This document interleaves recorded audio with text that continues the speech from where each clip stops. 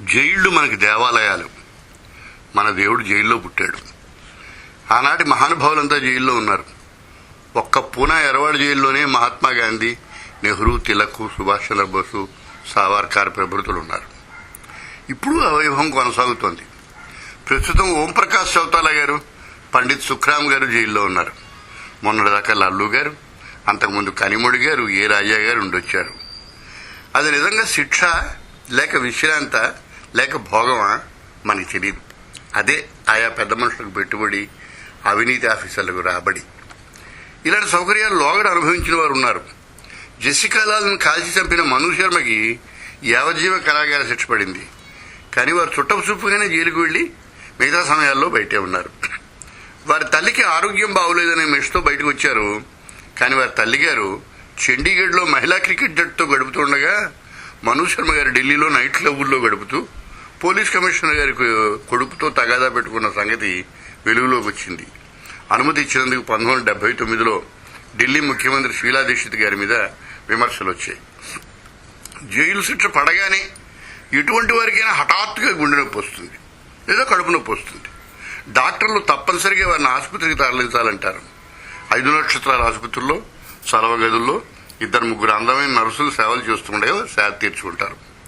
ఇందుకు గొప్ప ఉదాహరణ నితీష్ కటారాన్ని చంపిన వికాస్ యాదవ్, విశాల్ యాదవ్. యావజ్జీవ కారాగార శిక్షణ అనుభవించాల్సిన వీరిద్దరూ ఇలాంటి సుఖాలని అనుభవించారు. వికాస్ యాదవ్ 98 సార్లు మాత్రమే ఆసుపత్రిలో విడిచేశారు. విశాల్ యాదవ్ అనారోగ్యం ఇంకా బలమైంది. వారు కేవలం 105 సార్లు మాత్రమే విడిచేశారు. నిక్షేపం లాంటి కొడుకును పోగొట్టుకున్న నీలం కఠారా ఈసారి కోర్టుని శిక్ష వేయాలని కాదు, వేసిన శిక్షను అమలు జరపాలని ఆశ్రయించారు. ఆ తల్లి ఆర్తిని గ్రహించిన సుప్రీంకోర్టు ఈసారి మన ఖరీదైన రోగులకి 30 ఏళ్లుగా శిక్షను పెంచింది. ఇవన్నీ మన జైలు ఆఫీసర్ల అవినీతిని ఆకాశంలో నిలిపే కథలు. ప్రస్తుతం జైల్లో ఇలాంటి వైభవం కొనసాగుతోందన్న నిదర్శనం శశికళ గారు రాజభోగాలతో కర్ణాటక జైల్లో ఉండడం.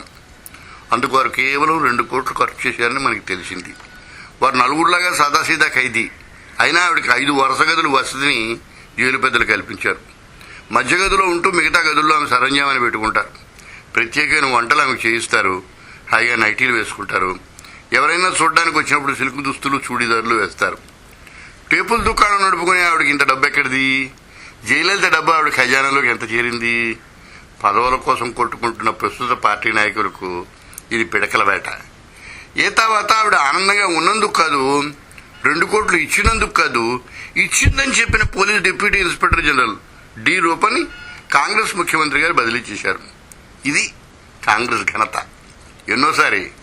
గత 17 సంవత్సరాల్లో 26సారి. అంటే ప్రతి 7-8 నెలలకు ఒక్కో ట్రాన్స్ఫర్ జరిగింది. లోగడ ఇలాంటి అడ్డదిడ్డమైన నీతిని పట్టుకు వేలాడినందుకు ఒకనొక ఐఏఎస్ ఆఫీసర్ ఖేమ్కా గారిని కాంగ్రెస్ నాయకత్వమే బదిలీలు చేసి చేతులు కడుక్కుంది. ఎన్నిసార్లు? 27 సంవత్సరాల్లో 47 సార్లు.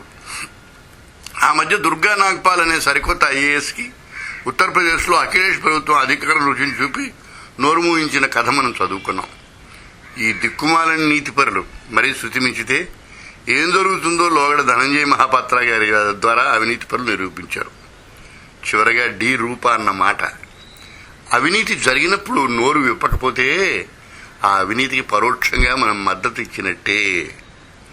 వ్యవస్థని ఎదిరించడానికి దమ్ము కావాలి, చిత్తశుద్ధి కావాలి, అకళంకమైన శీల సంపద కావాలి. అడ్డదారులను డబ్బో పదవి దక్కించుకోవాలని దేబిరింపు గల అవకాశవాదులకు ఇవన్నీ గగన కుసుమాలు. ఖేమ్కాలు, రూపలు, ధనంజయులు అరుదుగా కనిపిస్తారు. దుర్గా నాగ్పాలు తొలి రోజుల్లోనే మోగపోతారు. ప్రతి తరానికి మహాత్ముడు పుట్టడు. నీతి నిప్పు. పాటించిన వారికి అది వెలుగు, తేజస్సునిస్తుంది. పాటించిన వారిని కాలుస్తుంది.